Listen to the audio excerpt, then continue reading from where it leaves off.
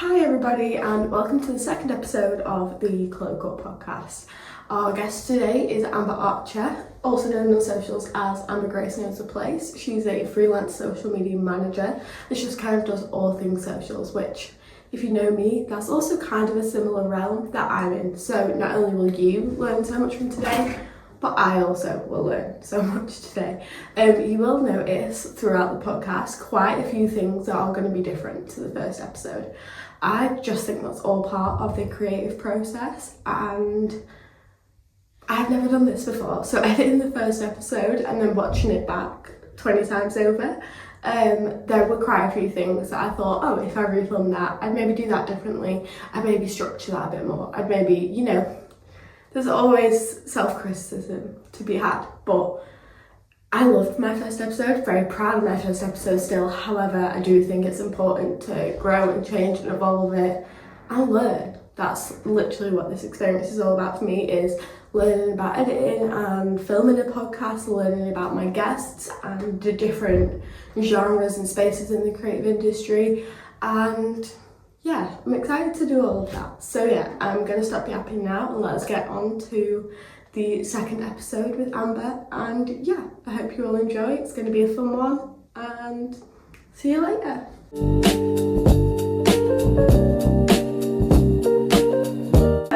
Hello. Welcome to the podcast. Would you like to introduce yourself a little bit first? I'm Amber from Blackpool. I don't know if I'm meant to look at the camera or not. Either or.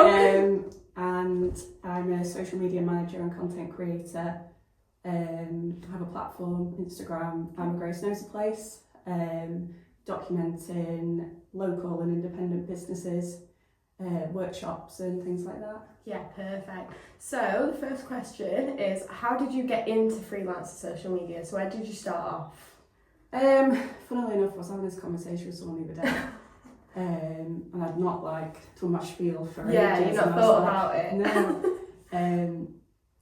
So it's my best friend really, I'm quite grateful, very grateful for her. Yeah. She went to uni, she's a videographer, podcast editor.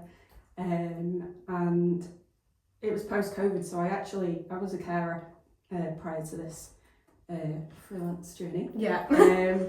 And yeah, I was just kind of done with it after COVID and thought I want to do something creative. Changed quite a bit, I suppose, as well, wouldn't it? Big time, yeah. Brands were focusing a lot more on community post-COVID because they had to adapt, obviously, like many places did. And yeah, I was so on the fence about it, and she was like, just give it a go. I'd save luckily some money during COVID because there was nothing to spend money on, nowhere to go. And yeah, I just quit my job, and I was very fortunate to be in the position to do that. Yeah, she had a few clients that needed the social media side support-wise. She knew someone in Manchester that needed support with her clients, so it was dribs and drabs from different people, which was brilliant. And then a big thing for me, and it still is word of mouth. Yeah. So Troy from Inertial, Hamden Street Market. He's been a vendor there now for maybe 2 years. Yeah. And again, there was a vendor in there that needed support, and he connected us. And definitely. They had a business elsewhere, and it just kind of totally snowballed from there. Yeah, I think word of mouth is so important because I feel like no one really thinks about it anymore. They're like, oh, it'll just come to me, but it is especially in a small town, I think, once you've spoke to that one person, it kind of opens up 20 other people, doesn't it, to be able to access. Yeah. But yeah, so you started posting on socials, drips and drabs, and then when was your first big moment where you thought this was my big first job, this is important, this is where I'm going? I guess there wasn't one big moment where I was oh my god, this is it. Yeah. But I think it was when I got those my own clients rather than working for someone else's. Yeah. A few local businesses in Blackpool. Again, was working with quite a big influencer through this woman and was like speaking to him, and I was like, how have I got here? Like, it was mad. And I think you do sit there sometimes and think like, how am I speaking to these people? Yeah, and it shouldn't be like that. No, like, definitely. You know, they are people, and that's something that he was the nicest person ever. Really grateful, and he was just, like I say, just another human being. But I think that was my point where I thought I actually want to work with the people and their brand. Yeah, that's more important to you than anything else. Yeah, so definitely. I think do you think because you went into it a bit differently? I know most people like they do it on the side of something for years, don't they?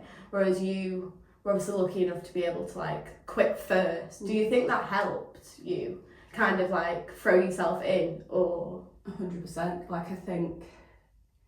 Because it's easy to have like if you've got like a part-time job, it's easy to have that and be like, right, I'm just gonna get more hours or do that instead of doing this. It was one of them where if anything came along, I'd say yes to it. Like I've always been a bit of a people pleaser and a yes woman, and you know, that's a great position to be in, to get these opportunities and things. And I think once you're so far down the line, then you can start to be a little bit more picky and well, not even that, it's more working with clients that are more aligned. Yeah, like you can kind of tailor your niche a bit more, whereas like when you're starting out, you kind of just want to have it all. Absolutely everything, don't you?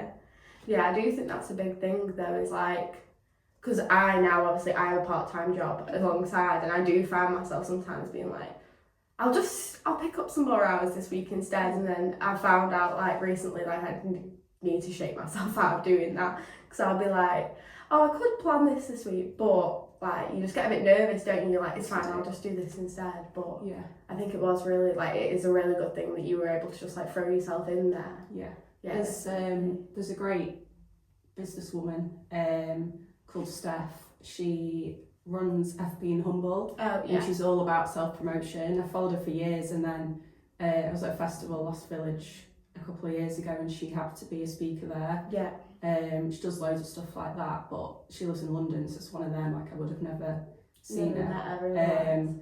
And she was talking about that. It's like the only way you're going to connect with these people, or you know, show people your worth and why they should work with you, is talking about it, and not being sort of like resistant to, and actually bigging yourself up rather than being like, oh, I'm okay at that. But it's like, no, you need to actually have the belief in yourself. Well, exactly. I think that is also a really hard thing. Like I know quite a few people I know struggle with that. Like bigging yourself up is quite a task to learn how to do. Like I remember in uni we had like a big self-promotion task, and we had to like put out like a magazine and business cards and a website.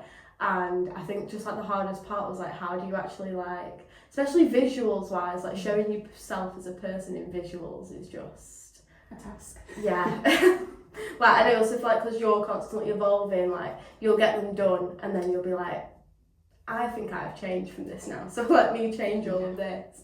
But so speaking on like networking and things, this wasn't one of my questions I sent you, but you do quite a lot of networking events. How is the best way to like find out about them? Like how to know what's a good networking event? I feel like there are some that aren't worth going to, but are just a bit like, how do you find out which ones are for you and which ones maybe aren't gonna benefit you at all? Trial and error, probably. I mean, it's being locally, it's like being fully immersed in that community. I think we're very fortunate to have, like what you mentioned before, everyone sort of supporting each other. Definitely. You know, if like speaking about people in a room full of opportunities, even when they're not there, like that's huge in Blackpool and our bubble. And I think it's sort of, you know, following those people that are sort of, what would you say, like community leaders, I suppose, that kind of like the pioneers that do the events and things like that. So I think the first local networking event was here actually at the studio. Sarah hosted Creatives in Convo. I'm going to the one next week. And I mean, she gave me my first speaking opportunity, which I definitely wanted to mention, because that was another thing where I thought, oh my God, there's no way in a million years anyone will want to listen to me, just go on my spiel, whatever. But it also helped me figure out if that's something I wanted to integrate into my offerings. Yeah, you don't know until you try, do you? Because especially like in socials and things like that, there's such a wide market. You do have to kind of like dip into everything at least once. I guess I'm not the biggest, I mean I knew this anyway, but I'm not a good public speaker. I definitely much prefer sort of one-to-ones and like doing it more tailored to someone's business rather than a bit sort of like a group of people. No, I get what you mean. But it's amazing to have those opportunities. Again, there's co-working space in Preston that similarly host those events. Sometimes they kind of do like a certain topic. So I think a recent one was maybe AI or something, which is obviously huge. Yeah, massive. But it's sort of, they were doing it to sort of show people how to work with it. Instead of letting it work against you kind of thing, So again, there's big places that sort of are for that. Yeah, made to do that. Yeah, there's like groups in Manchester and stuff if you want to go further afield, like Girlhood's an amazing space that not necessarily for business, but it's meeting people, starting conversations, and as daunting as it is to sort of walk into a room and self-promote. Yeah, definitely. It's definitely worth doing. Yeah, I think that's a big thing as well, as like it doesn't always have to be for business. Like you can go to the events that aren't for business and I'll still give you just as much. Because I know some of my friends that they've looked at things and like, I just don't think it's worth like, and I'm like, no, it probably would be like, because you also don't know who's like going to them. Like it could honestly be anyone. You don't know if you don't try. Exactly. I mean, the first one I went to was in London. This girl who I absolutely adore her, she's called Daisy from the Selfhood. Followed her for years and years, and she wrote a book as well. And it was just on a whim. It was just when I quit. And I thought I'm just going to go. That was probably like the first, away from home networking event. Yeah, definitely. And I realised just how unprepared I was. Because people were asking me like, what do you do? Who do you work with? And I'm like, what am I supposed to say? How am I meant to sort of pitch myself? And that was a huge learning curve because it doesn't have to be perfect, but it's good to get clear on sort of why you're there and what you can offer. You don't have to have everything laid out, but you need like I remember I went to, I can't even remember where it was now, but it was like a networking event fresh out of uni, and everyone was like, do you have a business card? Do you have this? And I was like, no. I was like, I've just finished uni, and they were like, oh right, okay. I was like, that's fine being honest as well, like sort of what stage you're at, but it's also people work with you for your personality. Definitely. And sort of, it doesn't matter what sort of level you're at. I think if you click with someone, you kind of know, and then like you can always tell, can't you, like whether or not it's going to be like a working batch or not. I think that's like fair though with things like socials, because obviously I feel like you have such a specific vision that you'd want out, but then you've also got to kind of marry that with like what a brand would actually want for their page. So I feel like there's somewhere it works and you can come to like a very nice happy medium, or you have like the same kind of idea, and then there's some times where it just, not even like in a bad way, it just doesn't, like you can't get aligned on the vision at all. And that's fine too. I have found that as I've sort of gone on, I've stepped away, I've had clients step away. I mean, as I keep mentioning, and I swear by it, like I always want to collaborate with the client, because that's to me that's the whole point. It's to take their vision, their business, and looking like beyond just the business page. Kind of thing. I've had a few clients that have just kind of like, after a few months of sort of going with it, they've just given me free will, which is amazing that they trust me. But I just love that bouncing of ideas, and that's the creative bit, and getting not being like afraid to give your idea. Rather than just kind of going with it and then not having any sort of feedback, because I think that's how you grow. Definitely. And adapt and things. So to what you said before as well, it's like trial and error. Like especially with clients, like you've got to kind of push your luck to see what works, and like if it doesn't work, then it doesn't work. But you just kind of Also like rejection therapy. I was saying this, can't remember who I was talking to, I think it was Joe at Dirty Blondes the other day.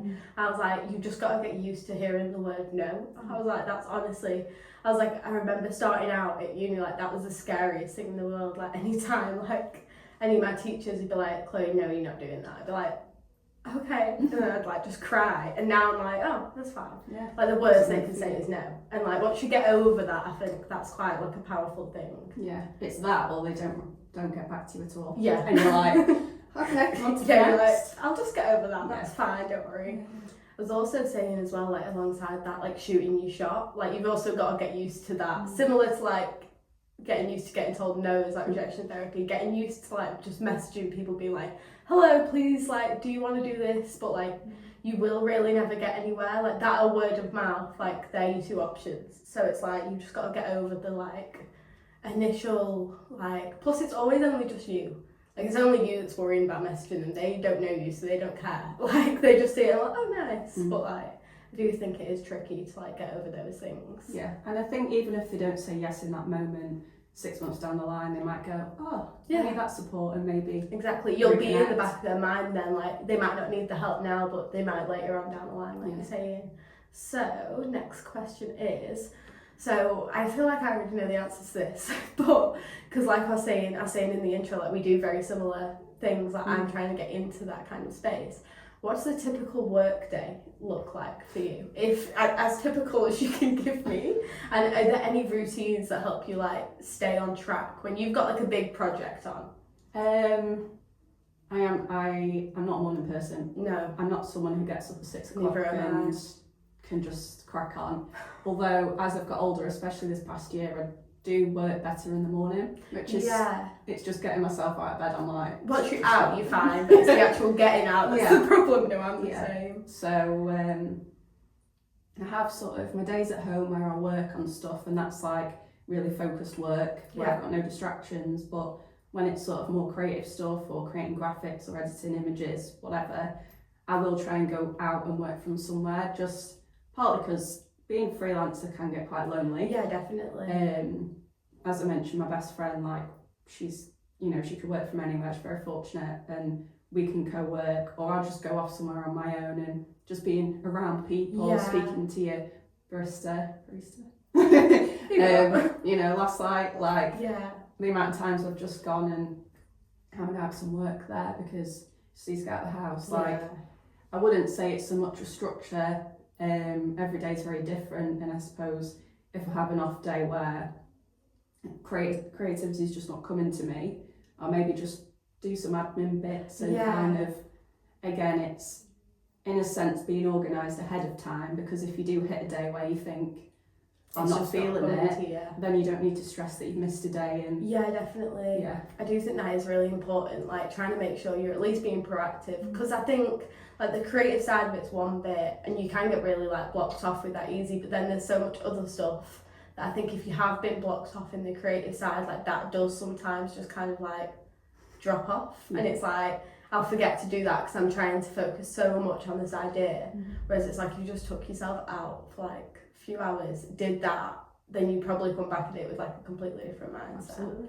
But I love what you're saying about like getting out to work. I'm similar, like I'm sat in Greyhound, like with my headphones on like that. But I do think like that also kind of like sparks your brain, because you are just like, you seeing different things, and like you were saying, being sat like in your bedroom or your living room, like it can get very like lonely. I do think that kind of like tips the burnout a bit, because it's like you just staring like at yourself and your laptop and you're like, I have no idea what I'm doing. Yeah, it's hard when you sort of working in the same space that you're relaxing. Yeah, it's hard to differentiate the two, 100%. isn't it? You'll find yourself like sat watching telly on your laptop. Exactly, and learning to switch off at a certain time. It doesn't have to be 5 o'clock, obviously, but sort of having that separation is really important. Definitely, I think that's a hard thing to like balance. Did you feel like you kind of had that from the start? No way. Or when did you feel like you kind of learn and like how to get that for yourself? Because obviously it's different for everyone, like what you feel like you need to do, but how do you kind of manage that? It's taken me years. Yeah. And again, only recently, I think as I was saying, when I first started, I was saying yes to everything, and I do think I got to a point where I overdid it. Yeah. And I had too much on, and like, admittedly, it did show.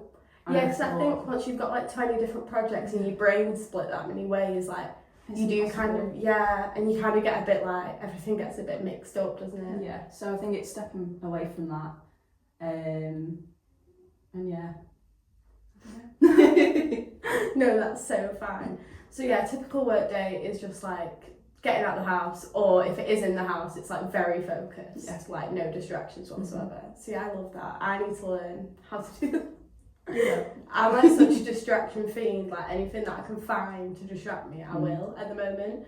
But I am aware, like I also I'm kind of in the stage that you were talking about, like saying yes to everything. Yeah. So I feel like it's easy to do that when there's like 20 things in front of you. It's like, I'll look at the one thing that's over there that I'm not meant to be looking at. I think it's important, sort of, as I say, I've only really now got that structure of, like, I do a few hours in the morning on a Saturday and then on a Sunday, and then I'm like, no, I actually need this day off. So I think it's just with your clients, making sure that they know there's like a boundary put in place. Yeah, your working hours and stuff, and you know in yourself, like sort of when you need that time to. Yeah, I do think it's tricky because I feel like you get in your own head as freelance, and also clients also expect you to kind of be on the clock, like 24/7. So I do think it is important to, like, straight off the bat, put that boundary, not boundary, but like the kind of expectation blanket, like this is when I'm available, like this is when I'm not, and when I'm not, I'm actually like not. So it's actually more difficult to put it in 6 months down the line, because they think, oh, well, you've been replying to my messages at 7 o'clock at night, and I'm like, well, well, that time is over. We're not doing that anymore. No, I do think that. Like, I've had some of my friends who, when I was going on holiday, and they were like, are you going to take your laptop? And I was like, no. I was like, I can take my iPad, I'll read my emails maybe once while I'm out there, just to double check that, like, nothing's going horribly wrong. But no, I am not bringing my laptop, like, on my 2-week holiday. But I did have, like, loads of messages, and I was like, yeah, like, you literally just have to reply. I was like, oh, and by the way, I'm on holiday till this date. Yeah. So, like, you might have to wait, like, a week or so. And they were all so fine. But I think with being freelance, like I said, you get in your head and you're like, no, I need to be on, like, all times of the day. Yeah, you feel like if you don't reply, you'll miss out on an opportunity. They'll go to someone else or something like that, But you are allowed that downtime, and I think I've had it before. Even my hairdresser was like, you're going to take your laptop on a recent holiday? And I was like, part of me's like, I should, because... you know, I work for myself and I need to be like, there's no one else to do it. Or what if, But social media, like, the world's not going to end if... No. Yeah. It's not like you say, we're not saving lives, but you do feel like that though. It's like, what if I completely miss something, or like, what if I have a really good idea while I'm like nice and relaxed and then want to work on it but can't? But you do just have to give yourself that break time. I think that's so important. So the next question was, have you ever hit creative burnout, and how do you handle that? 100%. I think probably a few times I have. As I say, like I've definitely taken on more than I can chew a few times, and I think, you know, you're trying to cater to so many people's needs that's when it's just like I can't. So the first thing is probably learning how much is sort of your limit. Not just for yourself but for your clients. Like, you're not giving you 100% if you sort of over promising. And I guess recently as well, like, I've had to reevaluate sort of the future of my business, I suppose. A few things have changed, and I think I've actually had a bit of sort of clarity where I do need more time to rest and for myself, and sort of to help me figure out sort of where I'm going. Definitely. Like, you want to adjust your working hours kind of thing. Just more rest, I think. Again, I mean, I'm grateful for this whole, like, job and everything, but being grateful to have that time to slow down and to look inward, I guess. And sort of, because that's just going to make me better at what I do. And so just, there's no one trick that can sort of prevent it. I think all people in the creative industry definitely have been there. I went to a friend's talk at Seesaw in Manchester. Abby, who's from Blackpool, she's moved to Manchester now from We Are Proper Good, and like she's been through it all. She was a one-woman business. She now has someone that works with her. They've just been to New York, which I'm very jealous about. Yeah. But yeah, I mean, she's been there, and when it is just you, it's quite hard to find that time to stop and... Yeah, but when you hear other people's kind of experiences, you're like, no, you do just need to give yourself a bit of grace period. Yeah, and I think speaking to people as well, like, it's not always going to go smoothly, but having that sort of like support network, which similarly, like the whole community that we're in, like everyone's always open to conversation, even if it's not your closest friend. Like, definitely. Everyone in this sort of bubble's very open and it's not, no one's shy, are they? I feel that is a really good thing though, is like having people that will have had similar experiences, because like I know, like I'll speak to my boyfriend, he's not at all in this like industry whatsoever, and he'll be like, I wish I could help, but I actually have no clue what you're talking about, and I'm like, okay, but then I'll speak to like my creative friends, and I'm like, no, it is normal, like it's fine, but I do, obviously it's different for everyone, but definitely just like actually giving yourself a grace period of like, right now, I need a bit of rest time and like to refresh your brain as well. Because I feel like when you just like battling the same like work, it just goes, like your head just like, I don't even know what I'm looking at anymore, let alone like what to actually do to it. But yeah, I think as well, like speaking to your clients is a big thing, because it's like most of the time like it won't be that bad. Like you just you're overthinking it, but it's like if you tell them prior, like if you try and tell them as soon as it's happening, then it's like they're prepared to know that like you might need a few extra days off or a few extra days to get something done. Yeah, 100%. I think I mean, it's just kind of fallen into place, but I find myself working with more women. Who obviously, like, we go through a monthly cycle where, and I've only really, I mean, I know obviously what goes on, but I only really learned about sort of how your energy levels shift throughout like the actual like science kind of thing behind it. And it's so interesting, like there's sort of a week, 10 days where like, you know, you're most creative and energetic, and sort of how you should work with that. And I think that's really important. And obviously working with women, they get it as well. So you can have that open conversation. Yeah, you feel a bit calmer to be like, look, this is what's going on. Yeah, it might be a bit quieter, just like, you know, look to your face. What's it like building a content-focused business in a place like Blackpool? Like a small northern town. Want pros and cons, if possible? I'll start with cons, not for any particular reason, but it just popped into my head because as much as we have this like incredible community of creatives and stuff, it is so hard. Something I've found anyway is to get past that sort of judgment of people who are not so understanding and sort of, you know, I think maybe don't dress like the same as your average Joe on the street, or, you know, there's just, and again, posting online as my own business, it's like that total fear of judgment, and I think that's just from like your body person shouting whatever on the street and stuff, and which should happen everywhere, I guess. It's not a Blackpool thing. But that's like I feel like it definitely is more of a small town thing though, because like you spotlighted a lot more, and because there is like so little people, it's like the creative kind of like group here, and then everyone else, but it's like quite a big creative group, so I feel like because everyone knows everyone, it's like, oh, that's her, like whereas like in like Manchester you wouldn't walk down the road and be like, oh, it's her. Exactly.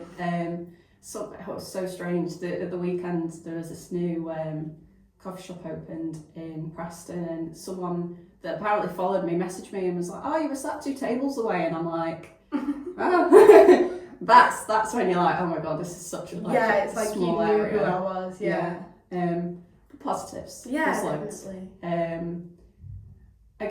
Just having people to sort of bounce ideas off and places to go and people that are supportive, and I think there's so many people that have sort of giving a space to us. Yeah, definitely. Antisocial, like I can't speak about Blackpool without talking about them. Over 10 years they've been around now. That's mental. It's this huge hub that's sort of so inclusive to everybody. When Sancy Spray was a thing, which I think the people involved in that were involved, but it wasn't their thing. I think. Like that was over 10 years ago, and I remember getting involved in that and being like, oh my god, this is all happening in Blackpool. Yeah.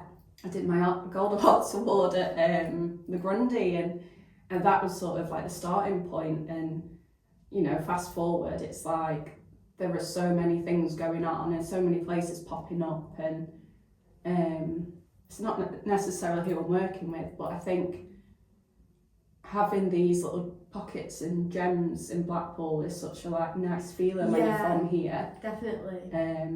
I was saying this to Becky as well. I feel like from the outside you don't see them until you actually get into the kind of creative scene or actually have a look. But then once you've had a look, so many places open up. I feel like that it kind of links to the con. It's like the stereotype's not what it is at all. Once you actually find out how many places there are, there is actually quite a fair bit to do around here.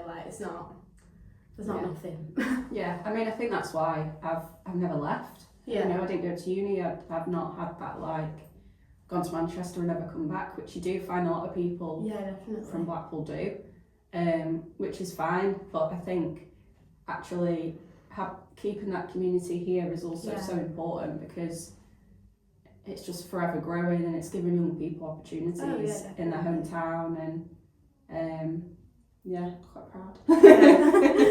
I've let everyone I talk to about Blackpool is just so proud. I thought that really is the vibe. That's how I would encapsulate it. Is everyone's just so proud to be here.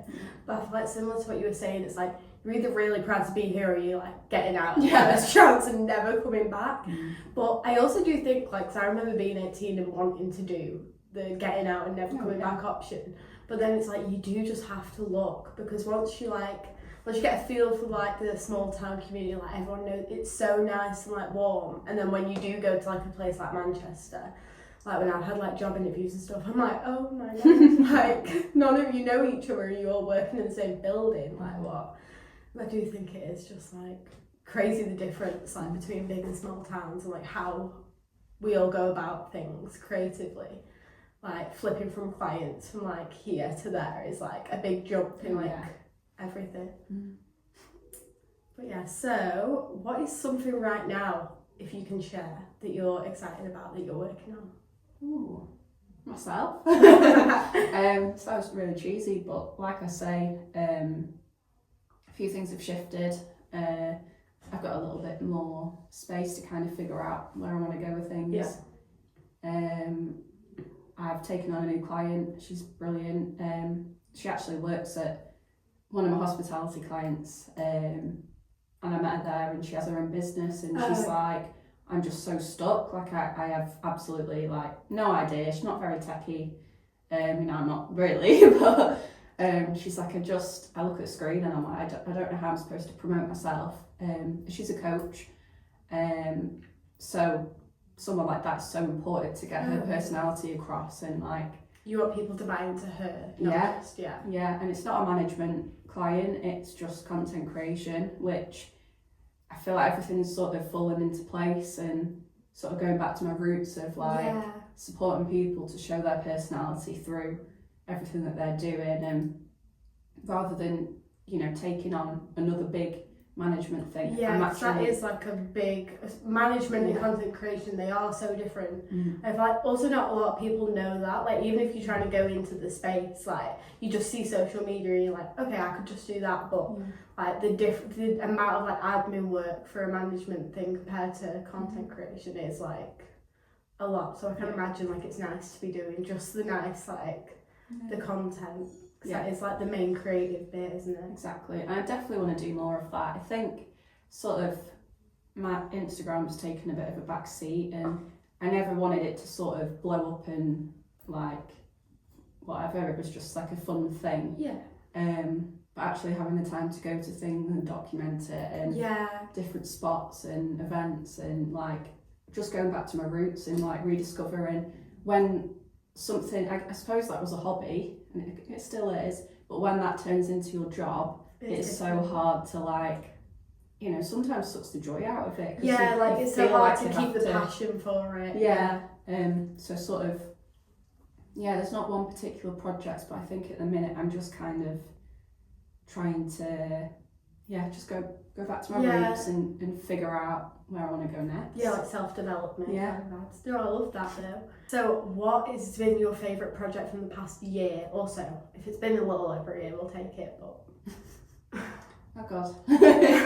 Or just your favourite person to work with, like your favourite experience in freelance. It is hard to like pinpoint. You give a couple if you can't decide.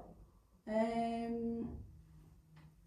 mean, Larder's like probably the main one at the moment. So do you want to like touch a bit on what you do with Larder? Yeah, so that is my main I'll have like the socials and stuff for everything like, popped on the screen by the way. So you know what we're talking about. Yeah, so they started, Amy, the owner, founder, started in lockdown as like a graze board, like delivery service, I suppose. And I remember seeing them in lockdown and buying one for friends and stuff, and fast forward, connected with them. Actually, someone else in this social media bubble was like, I don't have the capacity. Do you want it? Yeah. I was like, oh yeah. Because the food's amazing. Oh, it's gorgeous. Yeah. They open a shop in Norbrec, which is gorgeous, and like a little sit-in shop. And while I've been with them, they've opened their second space, which is in Thornton. Yeah. Amy's a sweetheart. Like, she just had a third little boy. So she's like managing it all. Here, there, and everywhere. You know, like mum of 3. She's got her own business. Like with 2 shots, that is crazy. Yeah, it's amazing. And it's sort of adapted over the year. Just over a year I've been with them. It's totally like sort of going with not so much trends that are on social media, but kind of how people are promoting, especially hospitality. Yeah, it's all changed, hasn't it? Like people are going because, as I say, with Greyhound, like you know, the barista, like I go to Last Light because I've been going there since it was upside down for like 5 years, and you talk to them and they know your order. I went to Greyhound on like the second day of opening, and that's like 2 years old in October. And I'll speak to Courtney and I'll be like, that's crazy. She's like, I know. And she's like, we would have never met. We live in this exact same, especially like Polton. Like Polton is small. And she's like, we would have never met each other. And I was like, yeah, that is crazy. And another thing, so kind of veering off topic a little bit, but like Courtney and Carl, her partner, who they've run Greyhound, you'll see them in Last Light, another coffee shop, and it's like they're supporting each other, and it is the best thing. Yeah, they had the DJ event on at Last Light like a few weeks ago, and like I walked past and they were just sat in there, and I was like, see, I just love that. Like, there's no like angry competition between like the small businesses. Like sometimes I feel like there is with like certain places and like categories, but I do feel like hospitality is good for that. Yeah, I think that's like a huge, sort of going back to one of your early questions, why Blackpool's such a great place, because people are supporting each other, and like I've seen friends, Jess from Scrunchy Brand, she's got her stock in Larder, and you know, crossovers and stuff. Like I've worked with Becky,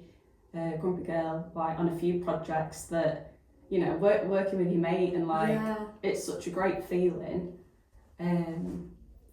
Like it's not like a big ladder of like everyone trying to tear each other down here, as opposed to like a big city, is it? It's like a very different, like very helpful family vibe instead. Yeah, but I think, seeing Larder grow and kind of, I've seen myself grow in how I sort of approach it, and it's nice. Yeah, so are you doing management for Larder or just content? So you're doing the management, all of it. So what does that kind of like entail for you then? So content creation, obviously posting, scheduling, community management, which is a big thing. I think when you take on a management client, you don't realise how time consuming it is. No.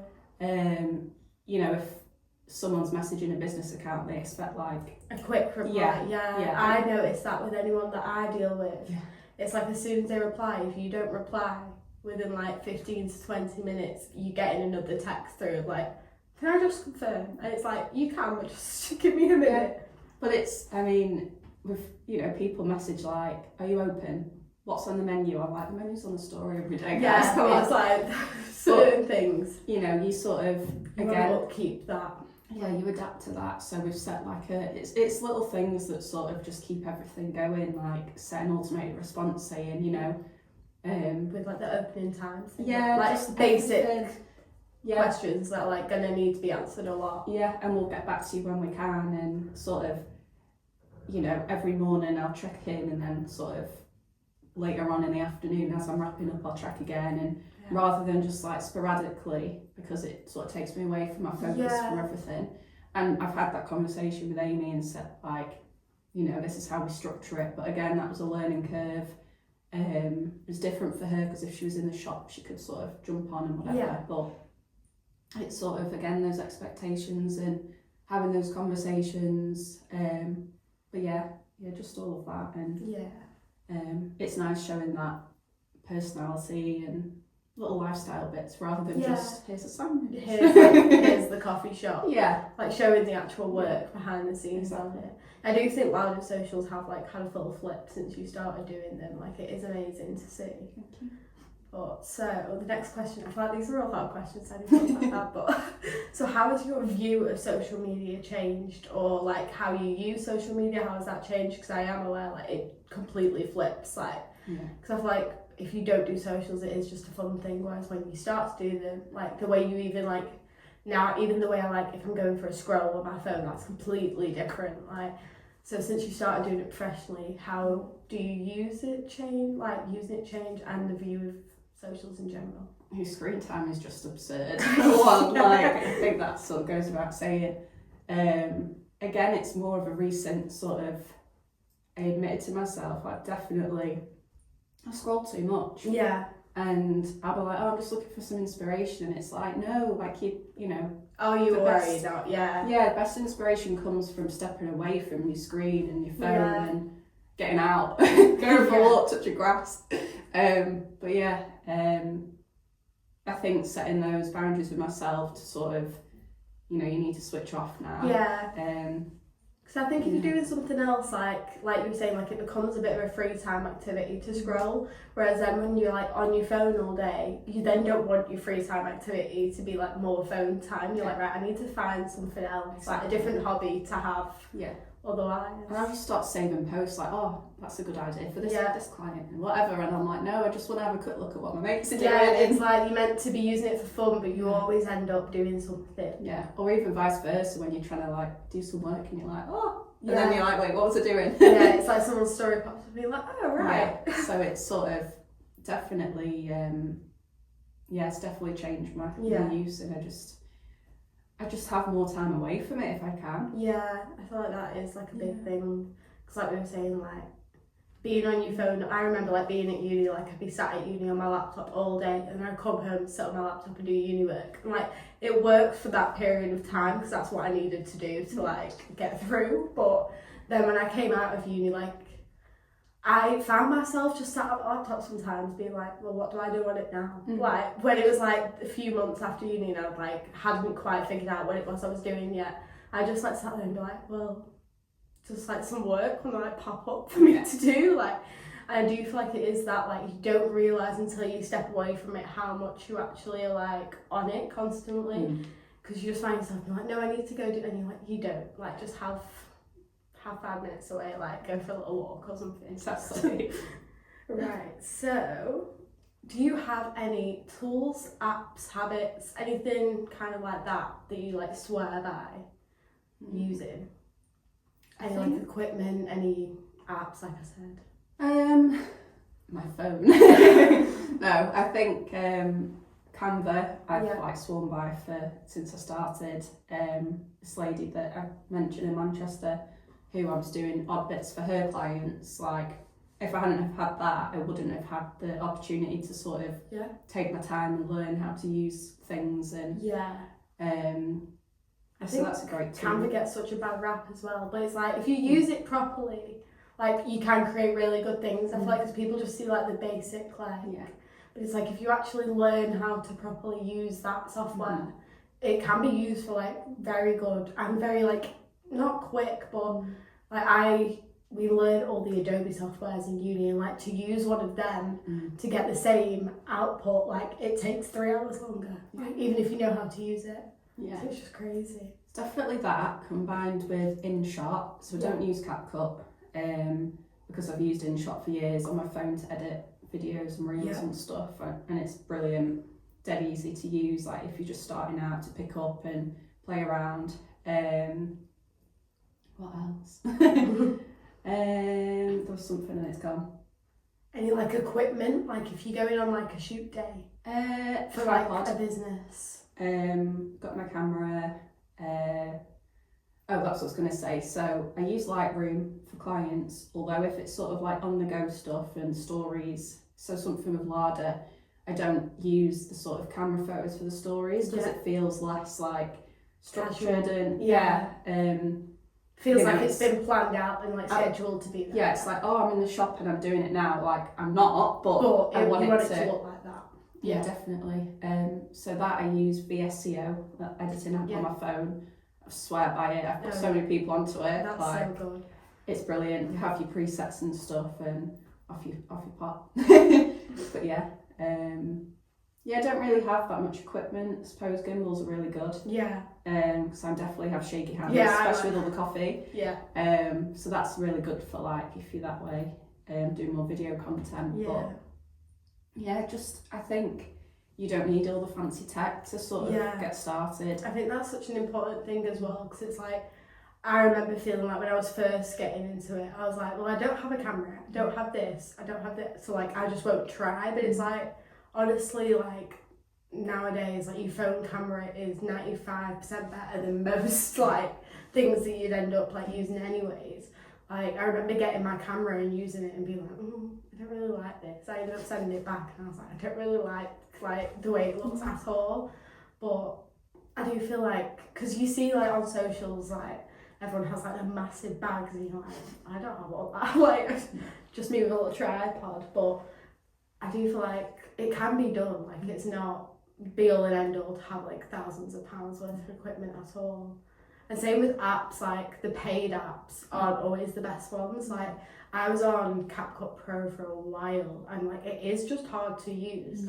Like I said, like we did Adobe software, so I know how to use like Premiere Pro. So for me it wasn't that bad because Premiere Pro is like horrid to use for me.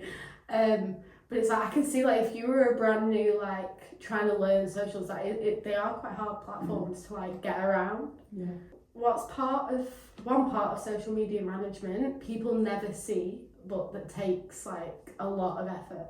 It's probably that community engagement aspect. You know, it's replying to all, you're inundated with messages and comments, and always make sure you're getting back to people.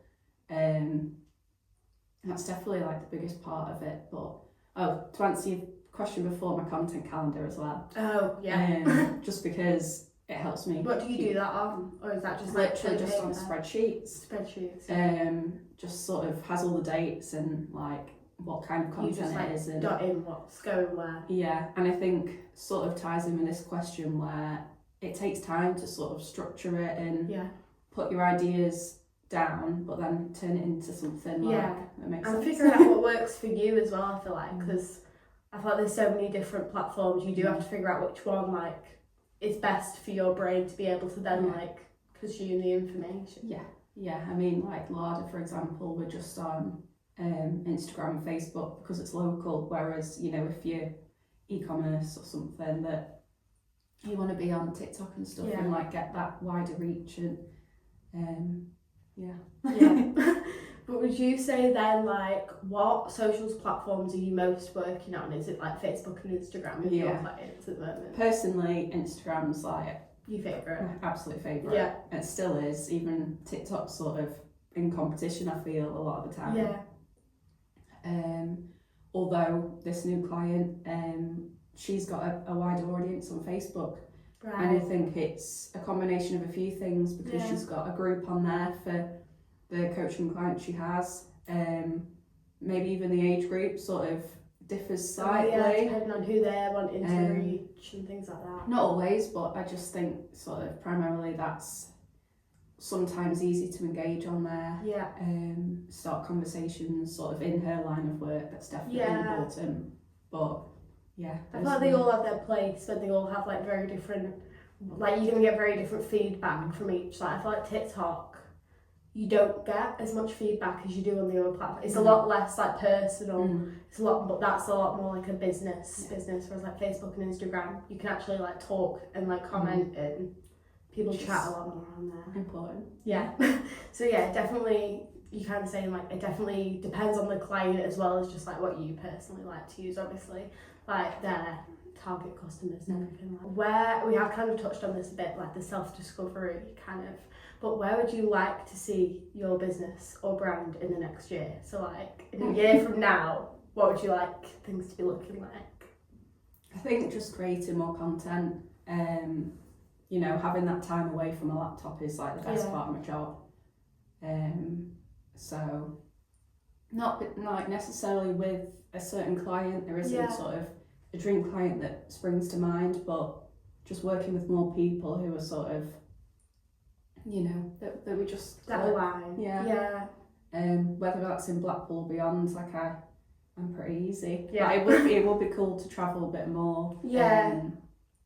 Get work in like a few other different spots. Like capture some events and stuff, and that's what I'm really enjoying doing at the moment. Are you still working with Chris? Yeah. So what do you do with him then? Because that's really interesting to me. Like, I don't know why. No. So that is part-time work. Yeah.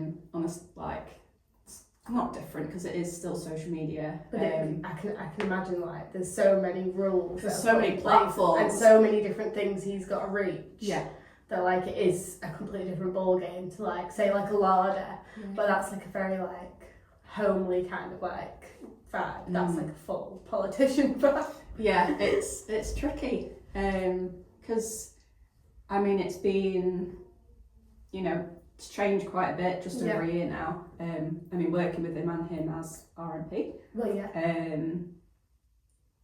I think there's showing that political side of sort of what's going on in the wider, like the things that have to be put out. Sort of everything that he's getting done in Parliament, and you know getting investment for Blackpool and all this amazing stuff that, you know, Blackpool was the most spoken about place in the spending review, which is huge. I know, like every time I see him I'm like, this man's like so I am like super proud to work with him because, you know, Blackpool born and bred, like everyone's heard it to death, but I mean it works. Like people get that, you know, there's a few odd trolls on Facebook that say you're not from Blackpool, and he's like, I am. Like don't have to prove it to you, but I promise you I am. Grew up in Leighton and like a biscuit factory, like but you know, that's just all part of it. But it's also that, and these are his words, that he wants to show the positive side of Blackpool. Another reason that I work with him, because he just wants to sort of, there's so many, I mean we've visited so many organisations and charities that support people, because we're like the most deprived borough in the country, and it's like, despite that, look at how much we're actually doing in our community as creative people, but also people that, you know, they are struggling. There is still that problem, like but there's actually amazing charities and things that support all sorts of people from all sorts of walks of life, that probably aren't getting the funding that they should.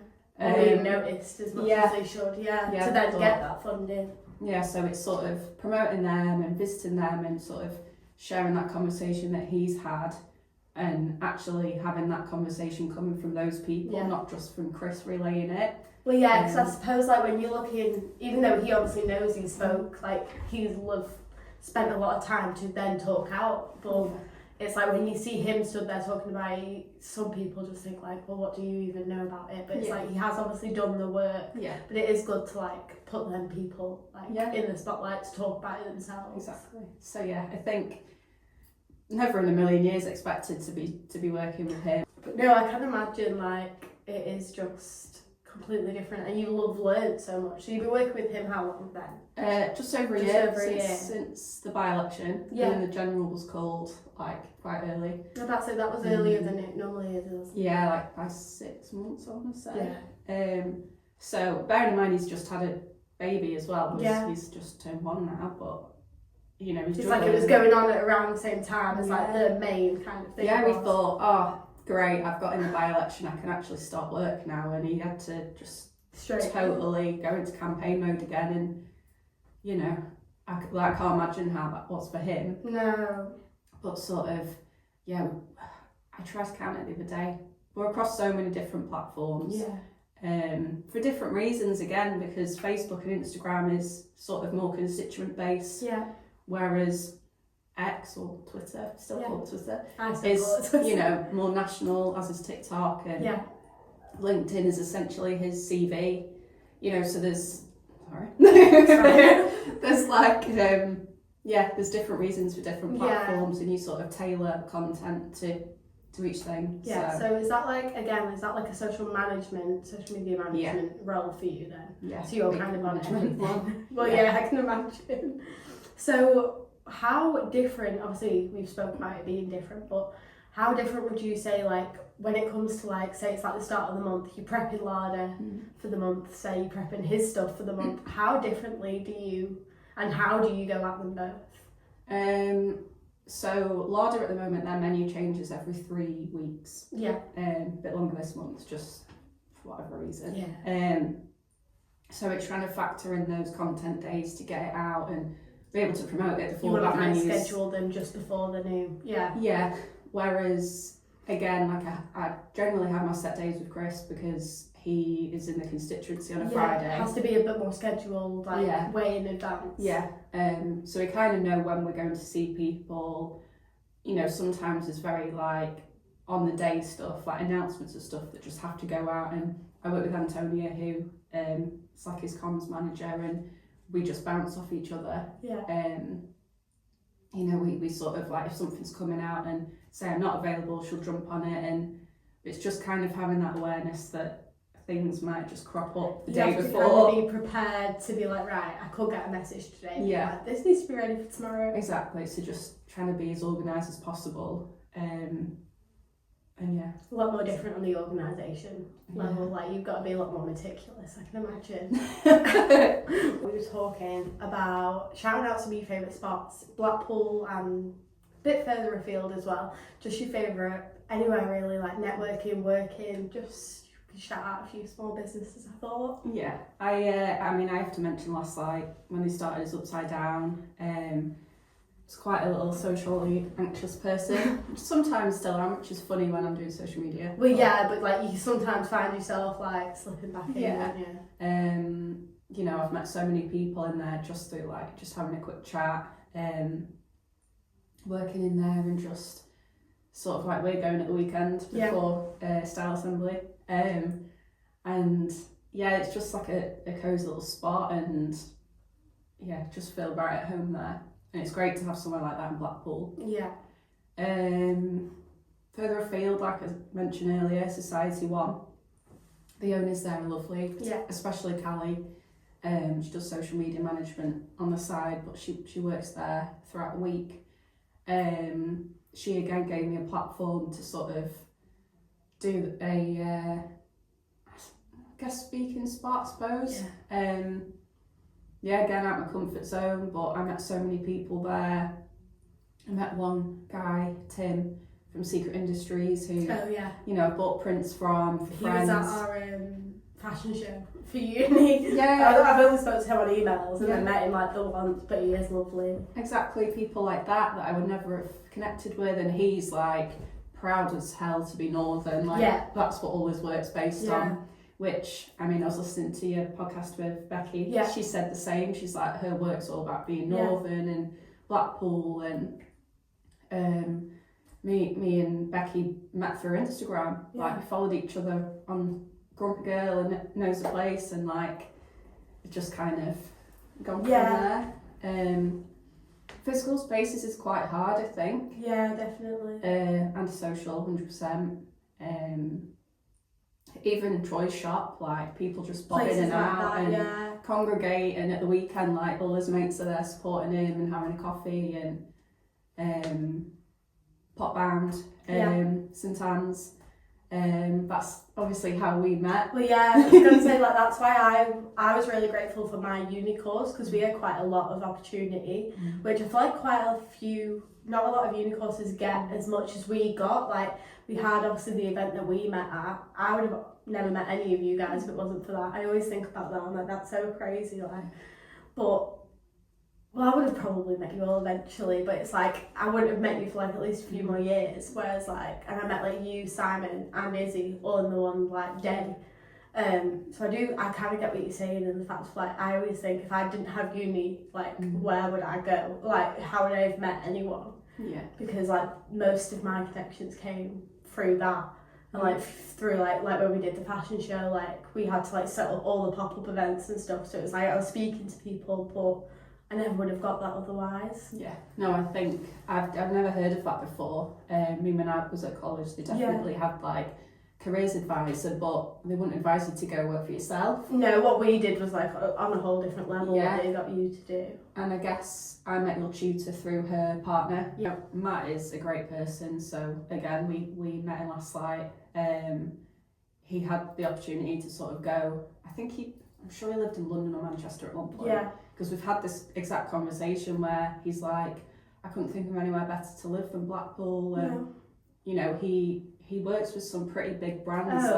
One pivotal moment was like his barber ad, and I will always remember it because he took them all around Blackpool to all these amazing spots, like Lane's Bakery and the old typography they have that's been around for years, and sort of people like that are really, really like honing in on the it just makes me so like proud to be here. It's like where you don't really see it anywhere else either. Like I feel like we do have such like a special like thing going where it's like the people who are here that do want to stay here and be creative like are so like they love the town so much that it just like slots perfectly into the work. Yeah, just like integrates into 100%. Yeah, and I love that so much. No, it is so It'd good. be nice to work with some people who that's sort of also there. You have like a like-minded, definitely.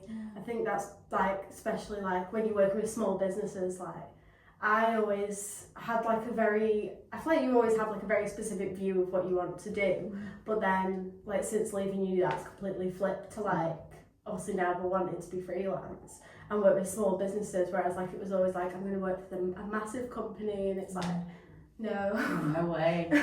Just another cog in the machine. No, I know. I just love the, personal aspect. Everyone's got like an individual as well. It's like even if you are working in a group like 6 people, you're all got similar values but so like different that it is amazing to see. But yeah, so I think that's everything. Okay. This has been very fun. Hope you've enjoyed. Hope it wasn't too nervous. But yeah, so thank you so much for coming on. Oh, thanks, Chloe. It was an absolute joy to have you for the second episode. And yeah, thank you very much. Thank you.